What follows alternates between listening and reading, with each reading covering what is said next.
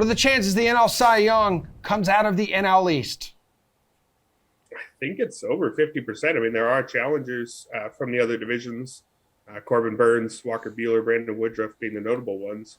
But 4 of the top 7 in the NL East, I think if you could find an NL East Cy Young bet, I'd take it. And out of that group of NL East pitchers, I think I would take Aaron Nola, mostly just because his odds are the best. He is correctly the worst of that set of 4 NL East pitchers, but not by a lot. He's also the youngest, so probably the least injury risk there. Wheeler's already dealing with something. We all know about Jacob deGrom's injury sagas, and Max Scherzer seems to deal with something minor every year these last few years. Nola's ERA last year was pretty bad, 4.63, but all of the underlying metrics loved him. Had his best full season strikeout rate just shy of 30% and his career low walk rate.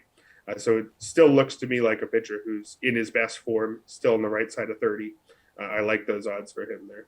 Steve, it's hard to see the NL Cy Young winner not coming out of this division. Also, just you hate to be on the wrong side of 30. Yeah. Which right. I am. I think we all are. We all are. Yeah. But Jesse, you look great. So phenomenal. Thank you. Don't get her started on these swollen thumbs. I know. These things are. Hey, listen. She's going through it. She's looking great. Okay. Thank you.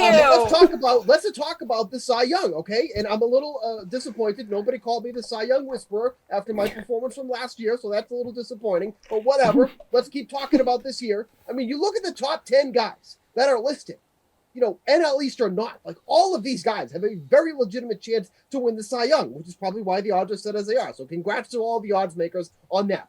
But even going down the board, there's some other guys in the NL East that could surprise. Like I look at someone like Pablo Lopez at 35-1. That whole Marlins rotation is full of guys that have tremendous upside, and Lopez is one of those guys at 35-1. Not saying he's going to be the guy that's going to win it, but the NL East is just loaded with so much talent in the rotation that there has to be an extremely high chance that it's going to come out of the NL East here, even if it's with some of the obvious guys like DeGrom, like Scherzer, or Zach Wheeler.